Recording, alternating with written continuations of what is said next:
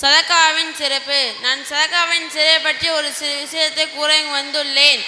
சதக்கா செய்வதன் காரணமாக ஒருவருக்கு ஏற்பட்ட அவமானங்களையும் நோய்களையும் அது அகற்றிவிடுகிறது. மேலும் நன்மைகளையும் வயதையும் செல்வத்தையும் பெருக்கி தருகிறது. மனக்கவலைகளுக்கும் மன சஞ்சலங்களுக்கும் பரிகாரம் சதக்கா கொடுப்பதாகும். ஒருவர் ஏதேனும் ஒரு முஸ்லீமுக்கு ஆடை அணிவித்தால் எதுவரை உடுத்தியவர் உடலின் மீது அந்த உடையின் ஒரு துண்டாவது இருக்குமோ அதுவரை ஆடை அணிவித்தவர் அல்லாஹ்வின் பாதுகாப்பில் இருப்பார்.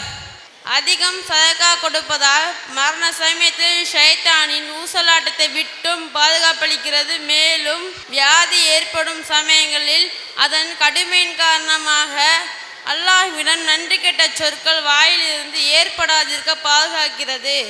அதிகமாக சதக்கா செய்வதால் அது திடீர் மரணத்தை தடுக்கின்றது. சதக்கா 70 துன்பங்களை தடுத்து நிறுத்திடுகிறது.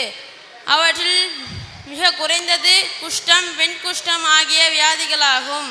தண்ணீர் நெருப்பை எவ்வாறு அணைத்து விடுகிறதோ அதுபோல் சதக்கா பாவங்களை அணைத்து விடுகிறது.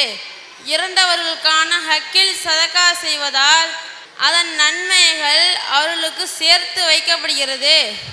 சதக்கா செய்வதன் கஞ்சத்தனம் நீங்குகிறது.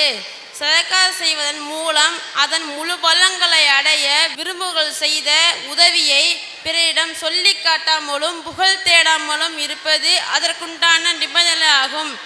எனவே ஏழை எளியோர்கள் தர்மம் கொடுப்போம், அல்லாஹ்வின் அன்பை பெறுவோம். அஸ்ஸலாமு அலைக்கும் வரஹ்மத்துல்லாஹி வபரகாத்துஹு.